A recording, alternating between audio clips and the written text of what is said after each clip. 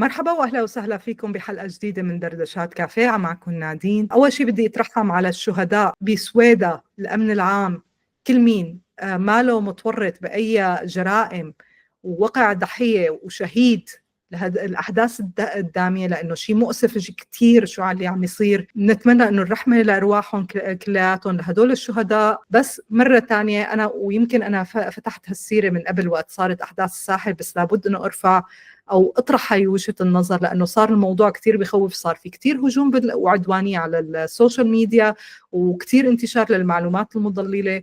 فانا حابة اليوم انه اقعد احكي انه ليه نحن صرنا كثير عدوانيين على الانترنت، ليه ما عاد في حوار مثل قبل مثل ايام زمان. رح نقعد نعتمد بهي الحلقة على 4 كتب. في عندكم سيكولوجية الجماهير لغوستاف لو بون، عندكم العقل القويم لجوناثان هيدت المؤلف المفضل عندي، في عنا التأثير السبراني لماري آكن، وفي عنا السطحيون لنيكولاس كار. فهدول ال4 كتب أنا اعتمدت عليهم لحتى نقعد نفسر ليه هيك عم يصير الحوار كتير عدواني.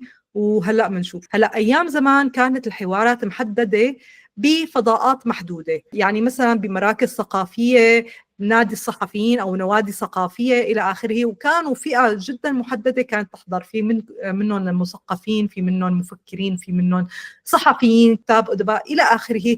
كانوا عم يحضروا وبيكونوا قارين مادة طويلة، يعني بيكون كتاب أو مقالة طويلة، وبيقعدوا بينظموا حالهم وبيقعدوا بيناقشوا بهدوء. كان الناس بتفكر على مهلها، تتأنى قبل ما ترد.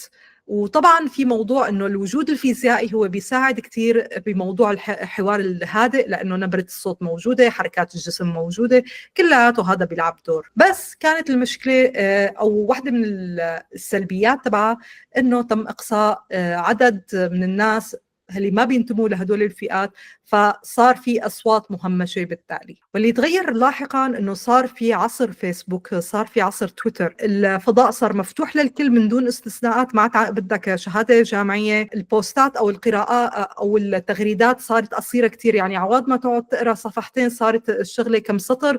فهذا أدى أنه يكون في سطحية بالفكرة نفسها، وصار في سرعة كتير فهذا طور انه يكون في تعامل مع الانفعالات، مع العواطف اكثر ما يكون مع التفكير. يعني ايام زمان كان التعامل مع التفكير، لانه كان التعامل مع الماده ابطا، كانوا يهضموها على مهلهم.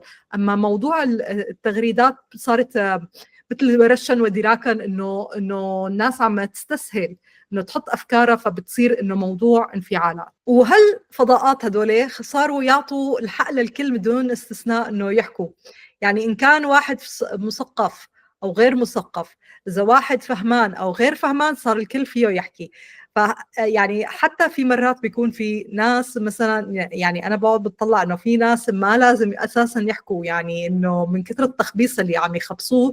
بس للاسف الشديد هي ضريبه لازم ندفعها، لانه كمان لنكون واقعيين، كمان هو هذا الفضاء سمح للناس اللي ما كانوا قدرانين يوصلوا للمساحات تبع المثقفين ايام زمان، انه هلا صارت مساحتهم، صار صوتهم اكثر مسموع اكثر. يعني بالاضافه لقضايا فساد، يعني مثل بهوليوود حركه مي تو كشفت عن موضوع الاستغلال الجنسي للممثلات. وطبعا في عندنا موضوع القضايا الفساد، مثل القضايا الفساد تبع بعض الممثلات، او الاستغلال اللي تعرضوا له بعض الممثلات بهوليوود. طبعا في منكم رح يقول لي على مي تو انه قصه جوني ديب. تبع جوني ديب انا بوافقكم انه جوني ديب انضر كثير من هالقصه، بس نفس الوقت في ناس تانيين تم طردهم من هوليوود. هلا مثلا مثل كيفن سبيسي، اللي هو تمت الفضيحه تبعه انه هو كان متحرش بمجموعه مراهقين، فهذا أدى لطرده. ولولا هيك كان هذا الممثل لساته عم يتحرش بالمراهقين وكان عم يكسب مصاري من دون أي محاسبة. كمان الشغلة الإيجابية إنه أتاح حرية بالتعبير عن الرأي، ما عاد الناس هن مأسورين بمساحات معينة لحتى يعبروا عن رأيهم بحرية. فبالتالي إذا بدنا نختصرها، إنه الناس مو قصة إنه ما كانوا يحكوا، الناس ما كانوا مسموعين. فتغير المشهد من موضوع بوست أو مادة تنقرأ على مهلها، تنهضم على مهلها، تنكتب على مهلها، لبوستات عم تصير تنكتب بشكل مختصر وسريع، بتصير سطحية وعم تتعامل مع العواطف، لأنه بتصير إنه سهل كتير إنه الواحد يكتب سطرين وهيك ما بيقعد يفكر، بده يقعد يتعامل مع، بده يصير موضوع إنه عاطفي أكتر ما يكون تفكيري. وطبعا وقت يكون عندك تغريدة عم تتعامل مع العواطف، ممكن تغريدة واحدة تقلب المشهد العام، ممكن فيديو يقلب المشهد العام وبتنهي صاحب الفيديو إن كانت بسمعته ولا بمسيرته المهنية.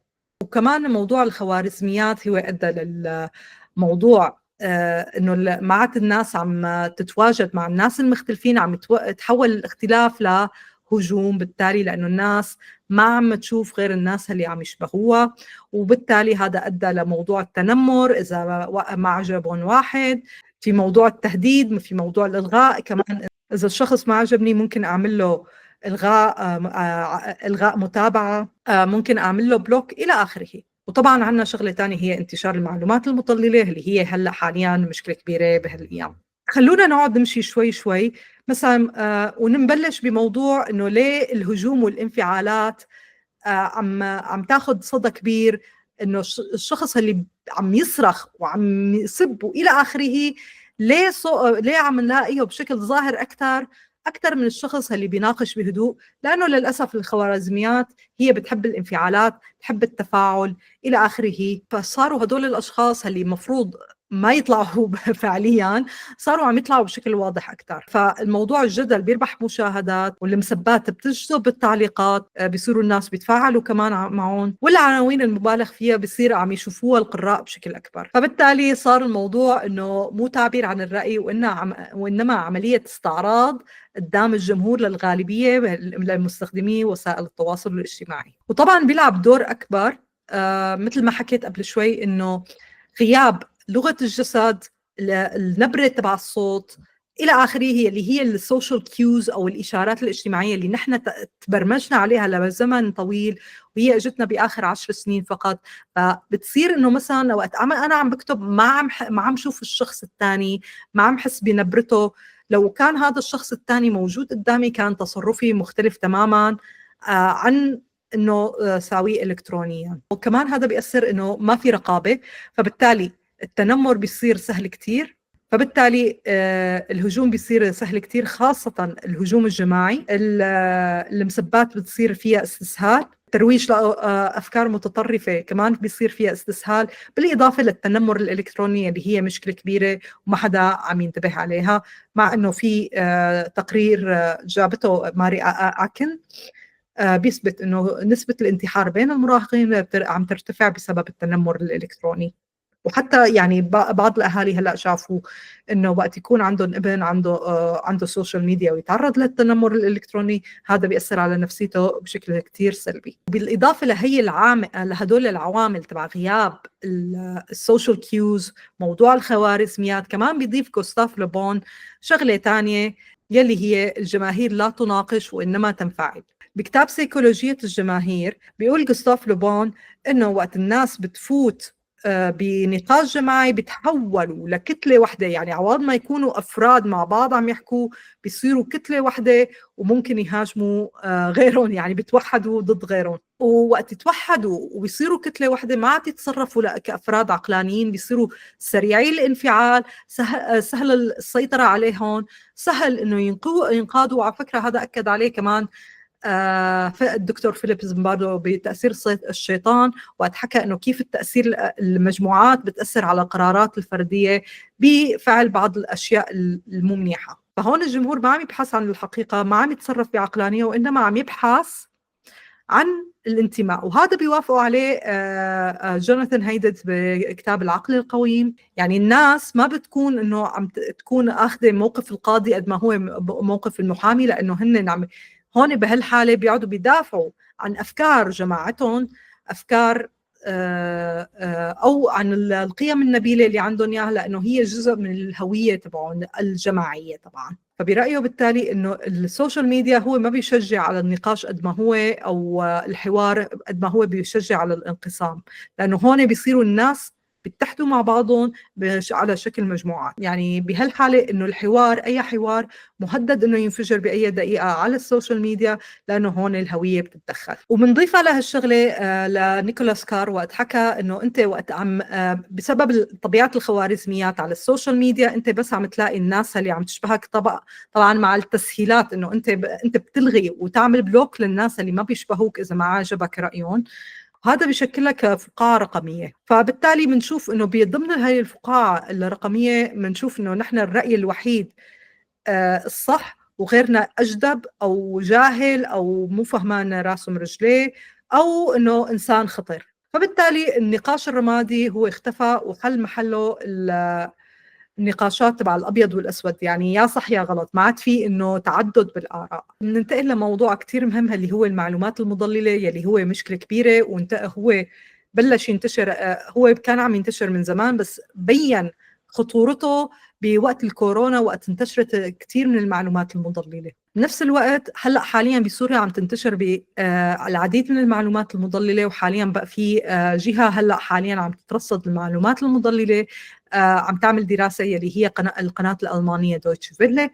فإن شاء الله إنه وقت تنصدر دراسة بآخر السنة، إنه لحتى تشوف كمية المعلومات المضللة من وين عم تجي، وقد ايه هي تأثيرها سيء على الأفراد. فبالتالي هلا بس المعلومات المضللة، أول شيء المعلومات المضللة بتنتشر بأسرع بكتير من الحقيقة، وهذا بناء على دراسات. وشو السبب يا ترى إنه المعلومات المضللة بتنتشر بأسرع بكتير من الحقيقة؟ إنه الخوارزميات مرة تانية هي بتروج للمشاعر وبتروج للانفعالات، ونفس الوقت الأخبار المضللة تصمم لحتى تزبط على حسب اعتقادات بعض الناس. يعني على فرض إذا أنا الفئة ألف أنا بعتبرها إنه فئة شريرة، فإنه بتصير معلومات مضللة إنه انتهاكات هن ساووها، هو مو بالضرورة إنه مو بالضرورة إنه ساووها، بس ما هيك إنه بصير أنا بصدق هذا الخبر لأنه هو ماشي مع العاطفة تبعي، بيمشي معي مشان موقف المحامية اللي حكينا عنه قبل شوي، مشان دافع عن قيمي،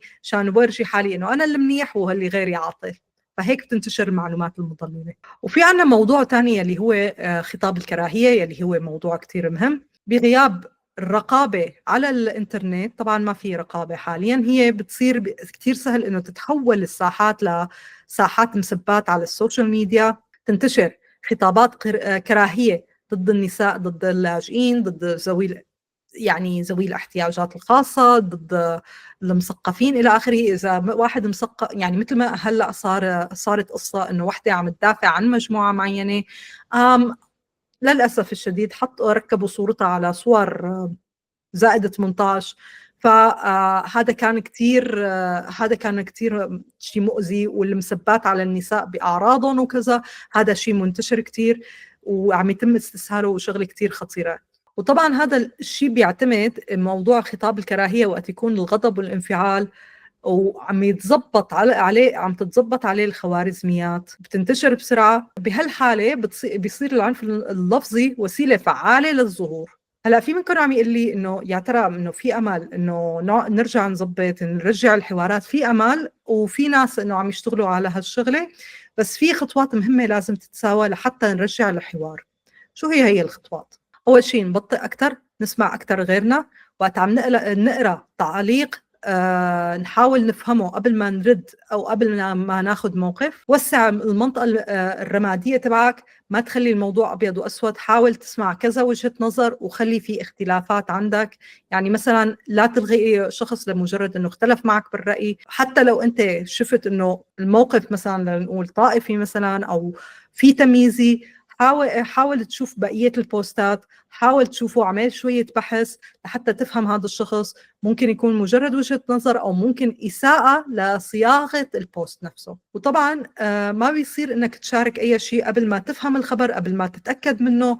في هلأ أدوات لحتى الواحد يتحقق من الأخبار، مثل منصة تأكد حاليا، اللي عم تشتغل شغل كتير حلو، بس للأسف ما عم تلحق كتير، ما عم تلحق شيء، لأنه من كثر الكمية الهائلة من المعلومات المضللة. المشاركة بالحوارات بفضاءات برات الفيسبوك أو برات السوشيال ميديا بشكل عام كمان بيساعد إنه يكون عندنا حوار فعال أكثر. وطبعا وقت أي مشاركة، أي ردة فعل، بسأل حالك هل يا ترى أنا عم ساهم بالحوار ولا عم ساهم بالضجيج؟ هذا أهم سؤال بدك تسأله لإلك قبل ما تعمل أي تعليق أو أي رد. وطبعا بدي أختم من نهاية وسائل التواصل الاجتماعي ما لها أداة شريرة، هي أداة حيادية مثل أي أداة تانية أو وسائل إلكترونية أو إلى آخره أو تكنولوجيا ممكن نستعملها لأغراض منيحة أو أغراض غير منيحة، وهذا الشيء بيعتمد علينا نحن وعلى عقلنا ونشغل حالنا. فخلينا نحن نرجع الحوار، لأنه وخاصة نحن بسوريا حاليا لساتنا طلعنا من مرحلة 14 سنة حرب. كتير سهل إنه نفجر موقف ما، لأنه لسه البلد طالع من حالة الإنهاك هلأ حاليا. فخلينا نقعد نساعد بعضنا حتى نهدي الأوضاع مع بعض. هذا كل شيء بالنسبة لليوم. بتمنى إنه استفدتوا اليوم. خبروني بالتعليقات شو رأيكم كل هالحكي. يا ترى في حاليا في عنا مثلا وسائل ممكن متاحة إنه نقعد نبني فيها مساحاتنا إنه لحتى نوسع الحوار بيناتنا؟ يا ترى في أمل هلأ حاليا إنه نحن كسوريين إنه نسمع بعضنا؟ خبروني بالتعليقات وبشوفكم الحلقة الجاي. باي.